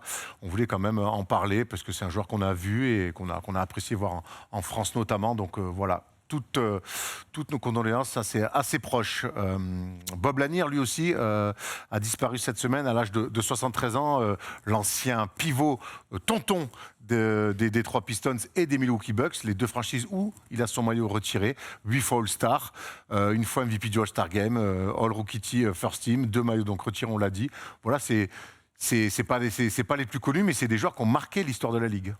Absolument, oui, absolument. Vas-y, je t'en prie. Non, vas-y. Bah, oui, là, absolument. Ces joueurs pivots qui sont pas dans la première escadron des mecs auxquels tu penses quand tu imagines les pivots qui ont dominé, mais il n'empêche des stats de très très très haut niveau, toujours en double-double lors de sa carrière, un multiple All-Star, et puis quelqu'un qui a œuvré énormément au sein de la NBA. Il a été assistant de David Stern et ensuite d'Adam Silver pendant 25 ans, il était président du syndicat aussi. Donc voilà, aujourd'hui on a nos leaders, voilà, LeBron, Melo, Chris Paul évidemment qui est à la tête du syndicat, mais lui a été parmi ceux qui ont fait avancer le droit des joueurs au sein de la NBA. On sait que depuis 30-40 ans, ça a énormément évolué puisque les joueurs se sentaient un peu floués à l'époque. Donc voilà, on perd quelqu'un de très important pour le basket au sein de la NBA. Voilà. Tu voulais rajouter quelque chose? Non, bah c'est vrai. Puis c'est des joueurs un peu à l'ancienne, là, des joueurs qui c'était pas encore les bad boys de Détroit, mais c'était déjà du jeu dur, jeu d'intérieur costaud, physique. Je vois les images, j'ai pas envie de lui faire un écran de retard. Hein. mais gaucher d'attaque aussi. Tu vois, c'est les tontons, regarde, hop, jusqu'à tir extérieur et ainsi de suite. Des gars qu'on peut voir aujourd'hui. De toute façon, c'est les mecs qui sont en avance. Hein. À part pour les hautes chaussettes, parce que ça régale. Et quand il n'y a pas ligne à 3 points, c'est toujours fantastique. Une autre époque. On finit avec la dernière news, c'est Mike Brown, l'actuel assistant depuis des années maintenant des Warriors. Coach principal, sur le match 5 et dans le match 6, je me suis emmêlé les persos. 50% de victoire pour l'instant. Et tout à fait. Et donc, il va récupérer un poste de numéro 1, et c'est chez les Kings de Sacramento. Qu'est-ce qu'on en pense de ça? Alors, si je voulais être cynique, je dirais qu'il a bien fait de signer parce que ça se trouve, l'été prochain, il sera en vacances et il sera toujours payé vu que les Kings ont pris l'habitude de virer leurs entraîneurs assez rapidement. C'est une façon de voir les choses. Donc, c'est toujours positif, j'ai l'impression. Voilà, non, après, je trouve que ancien coach de l'année. Hein. Pour Sacramento, c'est plutôt. Je pense que c'est un bon coach pour créer une culture, créer une équipe. Après. Voilà, je veux dire, Sacramento, c'est un peu comme l'Enix. Le problème, c'est plus du côté management que du côté du terrain. Donc, tant qu'il n'y aura pas la détermination d'un club à laisser un entraîneur avoir sa vision, aller au bout des choses et à pas tout changer tous les 4 matins, ça ne pourra pas marcher. Donc, j'espère simplement qu'il aura l'occasion de créer quelque chose. Je te rejoins complètement. Moi, ce que je retiens aussi, c'est que les deux finalistes étaient donc Mike Brown et Mark Jackson, qui étaient très proches de récupérer le job. Donc, c'est toujours étonnant. Ils vont chercher quelqu'un d'expérience. On ne va pas lui enlever ça. Hein. Ça a été un coach qui est quand même allé en finale, qui a eu une belle cote, qui n'a jamais confirmé ni lors de son retour à Cleveland, ni lors de sa saison aux Lakers. Ça a été un assistant important. Il fait partie des associates head coach les plus importants de NBA, avec les plus gros salaires, avec les plus grosses expériences. Je serais très curieux de voir comment il va évoluer là-bas. J'ai envie de croire que ces coachs qui ont été bons il y a 10-15 ans, qui se sont fait un peu oublier, ont évolué en termes de management et dans leur coaching. Quand je vois Frank Vogel, alors c'est mal terminé, mais qui était parmi les pires à un moment donné, entre guillemets, comment il s'est racheté, après Orlando, il s'est racheté une réputation avec les Lakers, avec LeBron, et on sait combien c'est difficile. Voilà, j'ai hâte de voir Mike Brown en fait à la tête de cette équipe. On a vu ce que ça a donné avec ce bon vieux Luc et combien c'était catastrophique. Et ben maintenant j'ai envie de voir le renouveau, le énième renouveau et la quête des playoffs avec un effectif quand même où il y a des bons joueurs, quoi. Donc, mais moi je te rejoins complètement. Je vous rejoins complètement là-dessus. J'ai envie de le revoir, Mike Brown, après son long passage aux Warriors, où il a quand même, je t'imagine, vu un autre basket que ce qu'il a pu connaître avec les Cavs de LeBron ou les Lakers à l'époque où il y était. J'ai envie de le revoir avec des idées neuves, avec un nouveau rôle. On sait qu'il a la posture du coach, ça, il y a pas de souci. Maintenant, j'espère qu'à cette jeune équipe et cette franchise, il va réussir quand même à mettre un petit peu des choses en place. Ils ont besoin de garder un coach au moins 3-4 ans. Il y a tellement une valse des coachs là-bas depuis des années. On verra en tout cas si avec le GM Monte McNair, ça va bien se passer. Un peu de stabilité chez nos amis des Kings. Ça serait la meilleure chose qui puisse leur arriver, la première pierre. Et après, on verra la suite. Voilà, ça sera le mot de la fin. C'est le moment de lancer. Non, attends, parle pas comme ça. On en a parlé lundi. Non, allez, c'est le mot de la fin. Pardon. Non, mais attends, parce que quand même, l'image de la semaine au-delà de la NBA, c'est ce qui s'est passé en Serbie quand même. C'est ce qui s'est passé en Serbie. On a quand même eu putain, il y a le MVP. Ben oui, le trophée du MVP a été rendu donc à Nikola Jokic, évidemment. Pas noté. Donc c'est la deuxième fois consécutive pour ce bon vieux Nicolas. C'est arrivé Magnifique. sur son cheval qui nous fait penser à lui jeune. Hein. C'est un adorateur des chevaux, des canassons comme on dit. Donc il a été récompensé là-bas. Très ému, ce bon vieux Nikola Jokic. Nous on préférait quand même, honnêtement, que les trophées soient remis devant des supporters et ainsi de suite. C'est marrant. C'est marrant. Ça nous rappelle. Voilà, c'est marrant. Je pense qu'au niveau du flow, il a pris aussi le titre de Tim Duncan qui avait eu le pire flow quand il avait reçu un trophée NBA. Alors c'est bien, on voit l'émotion, c'est marrant. Maintenant, est-ce que c'est ce on a envie de voir? On a envie de remettre. Alors il est en vacances, on va pas lui reprocher évidemment. Non, mais on dit rien à je sais Nikola pas. Jokic. Moi, c'est plus la NBA. C'est est-ce qu'on a envie de remettre des trophées de meilleurs joueurs de la meilleure ligue du monde comme ça? Il faut rusher un petit peu. Il faut avancer le timing. Il faut que ce soit pendant le premier tour des playoffs. C'est tellement évident. Il faut que les trophées soient donnés au moins la première semaine ou les 10 premiers jours. Qu'on puisse célébrer devant les fans.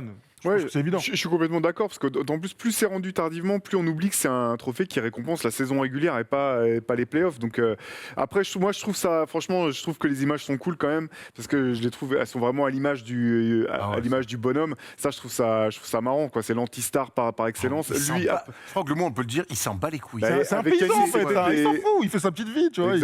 Il est tranquille, il est sa là petite avec vie. son t-shirt, c'est Mais dommage, bien c'est pas sûr. un t-shirt Omar Sharif, parce que ça aurait été parfait pour la thématique canasson, mais ça, je trouve ça cool. Par contre, oui, il faut que ça soit rendu bien plus tôt, ça c'est clair. Moi, j'ai une autre question à te poser. C'est évidemment sur l'histoire de Nikola Jokic. Ah oui, Voilà, parmi les pires flows, ça. Ouais, c'est clair. Vous voulez le mettre parce que c'est vrai que Tim Duncan Avec les sandales, là, c'est avec les beau. sandales, c'était Ouais. quand même un drôle de moment. David Stern, il disait mais Thierry quand même, fais un effort, frérot, mais une cravate ou un truc. Birkenstock baggy, t-shirt rouge, Ah ouais. je m'en suis jamais remis gros. Incroyable. Non, ça, évidemment, il y a toute l'histoire avec Joel Embiid. J'aimerais bien avoir ton avis, mais je sais qu'Erwan en a parlé Hier, dans dans Clutch. Dans Clutch, On a va parlé écouter ça après, on d'abord. pose la Ouais. question. Affine bien tes arguments parce que c'est compliqué. Il n'y a pas de mauvaise réponse à ça. On ne peut pas être pour ou contre, vraiment, tu vois. Moi, c'est Jokic qui l'a eu. Bravo d'abord, parce que deuxième saison exceptionnelle. Effectivement, il a porté ses Nuggets à bout de bras sans Jamal Murray, puis Michael Porter Jr. Maintenant, c'est ce que je disais lundi. Moi, je ne sais pas, quand j'ai vu que c'était Jokic, et je ne veux rien enlever à Jokic, on entend, il y a un vol, non. Mais je sais pas, j'ai eu un petit pincement au cœur pour Joel Embiid, qui lui aussi a connu une saison compliquée. Il a été privé de Ben Simmons quasiment toute la saison. James Harden est arrivé en milieu d'année. Alors ça, ouais, James Harden, c'est un super... Certes, c'est jamais simple d'intégrer un joueur comme ça en milieu de saison. Plus tard que milieu de saison. Ouais, Il a eu c'est une février, vingtaine de ouais, matchs c'est ça, après, non exactement. Et je trouve qu'il a eu une domination sans partage et sur la Ligue cette année. Alors oui, il y a ce record de Nikola Jokic, qu'on peut pondérer avec le bilan meilleur des Sixers, même s'il est de peu, ça reste un meilleur bilan. J'ai trouvé que l'impression visuelle, moi, côté Embiid, j'aurais voté Embiid, d'ailleurs, je crois comme toi. Ouais, Rémi aussi avait voté Embiid. Tu aurais voté quoi, du coup, toi, Théo? Moi, j'aurais voté pour Jokic. Pour moi, c'est quand même parmi les. Après, c'était une des courses les plus difficiles. Hein. La course au MVP cette année, c'était vraiment costaud. Mais je pense que c'est vraiment celui qui a tiré le plus de ses coéquipiers. Je pense que dans son équipe, il n'y a même pas un mec du niveau de Tyrese Maxey. Il n'y avait même pas un mec du niveau de Tobias Harris, peut-être, à ses côtés pour l'épauler, en fonction de ce qu'on pense d'Aaron Gordon. Après, le différentiel au niveau du classement, quand tu regardes le nombre de victoires que ça représente, c'est infime. Moi, Victoire. Ouais. Ouais, voilà, 3 victoires au bout du compte. Moi, j'aurais quand même donné à Jokic aussi parce que ses stats individuelles, toutes les stats avancées sont en sa faveur. Au début d'année, tu dis, t'enlèves Jokic des Nuggets, ils finissent. Et ils les mettent en plus National 3. Ouais, voilà, exactement. Donc, pour tous ces arguments-là, je l'aurais donné à Jokic. Mais après, comme tu disais au début de la séquence qu'on vient de montrer, ça avait été pour Embiid. J'aurais pas du tout créé au scandale, scandale non plus. Et c'est important de finir dessus. Il n'y a pas de scandale, il n'y a Ouais. pas de vol. Il y a juste une concurrence monstrueuse Exactement. dans cette ligue où il y a les plus grands, les meilleurs talents du monde. Et forcément, il y a toujours un déçu parce qu'il n'y a qu'un titre. Et que voilà, c'est comme ça la NBA. Et ça prouve bien que. Mais bon, ça sert à rien de partir dans des vols, des ci, des ça. Bon, là, on sait. J'espère qu'un jour, Embiid pourra être récompensé. Mais en tout cas, moi, je me régale de voir qu'un pivot qui pue le basket soit récompensé d'un double titre NBA. Ça va dans le bon sens et dans le basket qu'on aime. Tout à fait. Voilà. Ce qu'on aime aussi, c'est les quiz. Il paraît que tu brilles dans les quiz. Ça, c'est à l'ancienne. Non, alors. non. Moi, je sais que tu brilles. D'ailleurs, je vais mettre un petit billet sur toi. Quiz.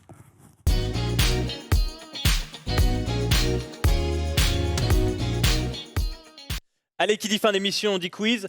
Et je suis bouillant. Voilà, je vous le dis, je Ouais. suis bouillant, ouais, parce que ça fait plusieurs semaines que je me régale de faire ça. Voilà, je me rends compte que j'adore mon métier. Ah bah c'est bien. L'idée, C'est bien, mais c'est bien. C'est Ouais. bien. Attends, Il y a- tout le monde- il réfléchissait. tout le monde ne peut pas en dire autant. Il réfléchissait à vrai. changer de métier, faire de la poterie ou ouvrir sa fameuse boucherie là, à Vaux-en-Beaujolais. C'est bien, je suis content que tu restes avec Voilà. Donc si on peut parler d'augmentation après, c'est top. Ah d'accord. Ça fait moins rire. Avec Pris en otage. Pris en otage. T'as vu, prêt à la Devant témoin. Bonjour. Bon, allez, un petit quiz très rapide. Comme la semaine dernière, je vais Il est vous... fou On celui-là. va parler des All-Stars. Ceux qui Ouais. ont été All-Stars une fois. Dans quelle équipe ils étaient au moment où ils ont été Ah All-Stars. très Un bien. petit quiz. Pas mal, pas mal. Et ensuite, un petit qui suis-je. Voilà, hein, comme... Ça y est, vous êtes prêts? On peut y aller? C'est bon? Théo, c'est bon? Ouais, c'est bon. Alors, Au les taquet. All-Stars qui ont été une fois, où ils étaient? On commence avec Jamal Mashburn. Dallas. Non, vous confondez avec Popeye Jones, Miami. Non. Hornets. Hornets, bravo. Hornets. Vous confondez avec Popeye Jones. Non, c'est Chris Gatling. Respecte Attends, nos vous confondez avec Popeye Non, parce que c'est Chris Gatling qui est. Non mais ah ouais, c'est vrai, on confondait avec Popeye Jones. Pardon, C'est voilà, j'y joue. improbable. Quel rapport avec Popeye? Alors, Mo Williams. Cleveland. Cleveland, bravo. Allez, je Un prends. partout. Dale Davis. Toronto. Indiana. Seattle. Knicks. Indiana. Indiana. Indiana. Ah ouais, Indiana. Dale- En 2000, Dale- Dale Davis. Allez, égalité. Anthony Davis, ils sont la même année. Juan Howard. Washington. Washington, ouais. Ouais, les Bullets. J'en ai deux. Gérald Wallace. Hornets. Bobcats. Hornets, bravo. Bobcats. Bobcats. Non, les Charlotte Hornets, c'était. Ah ouais. Ouais, mais c'est les Bobcats. Non, ça avait Ils ont changé. changé. Il a les jamais joué autres. Hornets. Il a jamais joué avec un maillot Hornets, c'est Ok, Bobcats. on vérifie. Oh, mais vérifie, gros. Hein. Vérifie. Appelle Gérald On va Wallace. surtout vérifier Et comment on toi, peut vire Bobcats. tous les mois. Hein. Si vous voulez une augmentation, on peut peut-être faire l'inverse hein, en fonction des erreurs. Arrêtez. Nick Van Exel. Lakers. Lakers, putain. Bravo, bravo Ah patron. oui. Théo Ratliff. Atlanta. Philadelphie. Fini, Ah, voilà. Atlanta. C'était bien. Là, il a fait le break, hein, je crois qu'il y a 4 ou 5. Quoi 4-4. Ouais, Antonio McDace. Détroit. Denver. Denver. Ah ouais, c'est Erwan, c'est Erwan. J'ai dit plus fort. J'ai dit Ah, plus fort. t'as J'ai cru dit plus fort. J'ai cru qu'il avait dit C'est ça que- Détroit. Ça compte, ça. Le client est roi, le client. L'invité. J'ai dit après, mais plus fort. Les clients fidèles. Anthony Mason. New York. New York. Non, Hornets. Hornets. Hornets. Toronto. Milwaukee. Miami, Ah, bravo. Miami, hein. Miami. Et sorti toutes ces équipes, quoi. Bah, Allez, il en reste 6. André Godala. Et Philly. Philadelphie, ouais. Kenyon Martin. New New Jersey. Jersey. New Jersey. Bon, c'est moi. ouais. Oh, Ouais, c'est c'est- toi, bon, allez. Jamal Magloire. Toronto. Toronto, ouais. Non, Miami. Non. Hornets. Hornets. Ah ouais. Ma gloire. Il est bien ce jeu. Hein. Christian Lettner. Atlanta. Washington. Atlanta, bravo. Oh, j'ai aucun souvenir de lui. Jrue Holiday. Philly. Philly. Et Tyson Chandler. Dallas. Dallas. Knicks. Knicks. Ouais. Bravo. Allez, Tu remportes gagné. ta victoire aisément. C'est bouillant. Le dernier qui gagne, c'est le dernier. c'est ça, je c'est sais ça. Je sais pas vous, mais je me sens flou. et- C'est celui qui parle le plus fort. et Voilà, c'est ça. ouais, C'est ouais, le le plus- plus véhément. D'habitude, à ce jeu, c'est moi qui gagne. Allez, messieurs, on se termine avec le qui suis-je. Ça fait longtemps que Je j'ai pas suis gagné. né. C'est vrai que ça fait longtemps. Chaque fois que Lyon. je l'ai, mais je dis pas le nom, donc je peux pas gagner. Hein. N'hésite pas, j'ai commencé. Je suis né Rien à faire. le 11 février 1976. Super. J'ai donc 46 ans. Et j'ai passé, Jeff Horsey, c'est le mec qui est trop chaud. tu sais. 15 ans dans la Grande Ligue jusqu'en 2012, Oh, sans jamais gagner de titre, mais en jouant des finales. vous, t'es nul. Mais commençons par le commencement. J'ai fait ma fac à Texas Tech, de 94 à 97. J'explose lors de ma saison senior avec 18,8 points, 12 rebonds et 2,5 blocs. Je suis donc meneur. C'est une blague. Je me présenterai à la draft de 95 où je serai sélectionné par les Nuggets. L'Afonso Ellis. McDyess. Tu vas en dire un petit 95, Théo Ratcliffe. Non. Euh, Stop, t'en as dire. Je joue 23 minutes lors de ma saison rookie. Je partage mes minutes avec Danny Fortson, que je back up. Danny Forston. Forston, c'est Forston. J'arrive à faire mes petites stats. Je suis 8 points, 5 rebonds et un compte de moyenne. Je ne resterai qu'une saison dans ce marasme collectif, car oui, nous sommes derniers de la ligue. Et je vais rapidement changer de strat, en rejoignant une franchise historique, les Boston Celtics. Ralph Lafrance. Alors, c'est pas la grande période des 6. je suis Taron maintenant. Je rejoins une équipe qui a terminé 12e à l'Est, mais je vais pouvoir progresser bien plus rapidement. D'ailleurs, je resterai 6 saisons là-bas. C'est la franchise où je resterai le plus dans ma carrière. C'est qui ça Je deviendrai titulaire lors de la saison 2001-2002, d'ailleurs. Année où mes coéquipiers et moi, nous Walter McCarthy. y sont jusqu'en finale Ouais, de pas conf. mal. Kentucky, Ah ouais, on s'en souvient. 6 points de moyenne environ et 7 rebonds sur cette Pivot, épopée. Walker et Pierce. On s'inclinera face aux Nets 4-2, mais on retournera rapidement en playoff la saison suivante. On tombe à nouveau contre les Nets, cette fois-ci en demi-finale de conf, cette fois-ci Non, sweepé. McCarthy. Pas mal McCarthy, franchement, c'était bien, c'était lui. Hein. C'est la dernière fois que je jouerai les playoffs avec Boston. Il faudra ensuite que j'attende 4 ans avant de rejouer à la post-season. Après un petit trade à la mi-saison où je jouerai 50 matchs avec Cleveland, je rejoindrai surtout le Magic en 2004. Pas de Garrity? Non, Au bluff pendant 2 saisons et demie, j'intégrerai le 5 ça aux côtés de Dwight Howard. En quelle époque 2004. Pendant 2 saisons et En demie. route de Clerc. C'est lui? Non, Oh, t'es un Moi, j'ai bâtard. cru que tu l'avais. T'es un bâtard. La prochaine fois que tu fais ça, gros, il y a bagarre. Hein. pendant 2 C'est saisons et vrai, mais demie. pas de Garrity, c'est lui, non? Non. Vas-y, joue au ballon. Qui m'a dit Pas de Garrity. Joue au ballon. Pendant 2 saisons et demie, j'intégrerai le 5 aux côtés de Dwight Howard. Mais pour le Magic, on se souvient Michael Doléac. surtout de cette finale de 2009. Je ne serai pas dans le 5. Je prendrai quand même mes 8 minutes par match, mais je n'aurai pas d'impact dans cette défaite face aux Lakers. C'est qui ça? J'ai 32 ans après cette défaite. Je troque mon numéro 4 au Magic pour le 7 aux Nets. Mais ma saison sera gâchée par les attends, je sais blessures. qui c'est. Je suis. Ça y est, je l'ai. Non, moi tu l'as pas. Ma fin de Continue. carrière en général est un peu gâchée par les blessures. Je ne ferai plus de saison complète jusqu'à ma retraite. Après Denver, Boston, Cleveland, Orlando et New Jersey, Je vois pas qui je c'est. viens conclure ma carrière du côté des Sixers. Avec mon 2m11, j'aurais été un intérieur solide de NBA, bon défenseur, gros contreur. J'étais aussi capable de mettre des gros tomards. Mais oui, Je ne c'est vois c'est pas qui c'est. un métis clair. J'ai blinde dans la tête. Et je vais donc devoir pas aller lui. sur Basket Référence Oh parce là là, que, j'ai honte. pour vous donner un peu ces numéros de maillot, Un backup. j'ai porté beaucoup le 40 Eh et oui, le 4, le- surtout le 4. Ouais, je Oui, vois. oui. Surtout le Ouais, 4. je vois très bien qui c'est. Drafté donc par Denver. Je vois qui c'est. Tu m'as donné un truc, mais j'ai pas le nom, donc je l'aurais pas. Il n'y a pas un Maceo, Marc. Non, Ah, Oh, on est mauvais comme j'ai ça. été drafté 5e en 97 par les Nuggets. À l'intérieur, un tismé. Mes initiales, pour vous aider, Vas-y. sont TB. Bâtier, batteur. Tony Batty. Tony Batty. Allez, mais ok. ici, ça prend. Ouais. Yes, Tony Batty. C'était donc Tony Ouais, Batty. Tony Batty. Mais oui, on va Quand tu l'avoir. me dis Orlando, le match, ça y est, je Ouais. vois tout Denver, Ouais. et j'ai pas le nom qui me Mais revient. ne pas avoir Tony Batty, Tony Batty. avant les initiales, c'est honteux. chaud. Ouais, je suis c'est un dur. peu déçu, Franchement, mais... franchement, t'as Ah, été le- meilleur le- que ça d'habitude. Le nom, Ouais. le nom, Vous avez C'est presque ta le même faute. nom. C'est Ouais, ta trop mis faute. la pression. Tony j'ai- Batty, Oh, c'est mais bien, oui. tu te trompais un peu par moment. Non, mais Tony Batty, on doit l'avoir. Tony Je vais Batty. pas faire un petit rapide, c'est vilain de finir là-dessus. Oh putain, Tu ouais. veux que j'en fasse un film? Ouais, j'aime pas finir là, vraiment, je suis désolé. On est en Je suis direct désolé, ou les pas amis originaux, on est pas en direct. Ah, Polo, il a lancé un truc, il a dit, je m'en fous. Il a raison. Allez, Non, laisse tomber, laisse tomber. On va en prendre la même fac, On se si tu retrouve veux. jeudi. C'est bon, Erwan, Le t'as lundi. tous les lundis, Lundi. tous les jeudis. Un mec suis passé gourmand. par la fac de Utah de 93 à 97, On s'en fout, on passe à drafté autre chose, 2e en allez. 97. Allez. Voilà, bravo! allez. Et la victoire! Allez, la victoire, voilà. Merci à tous, merci à Polo, merci à Jérémy, merci Théo, tu reviens Merci ici encore, quand les tu gars. veux, c'est toujours un plaisir. Pareil. Tu égayes la maison de la First Team. Ouais, c'est vrai. Et le Rivers bientôt. Prochain Rivers, prochainement plutôt que bientôt. Voilà, on est dessus, on est en Moi, train je de dis- bosser. moi, je dis- le mec lui dit, en quiz, dans 2 semaines le prochain, je lui mets, il va partir struggle. On a même pas envoyé notre article, tu veux qu'il soit publié, toi. C'est pas faux. Exactement. Prends ton temps. Tu embrasseras tout le Comme monde ça, je chez vous en laisse plus aussi. Voilà, c'est tu bien. embrasseras tout le monde chez Rivers. Ouais. On se retrouve lundi pour la libre antenne et on se retrouve jeudi prochain pour un nouveau First Show. Ouais, Ciao, plein de l'équipe. conf. Ciao.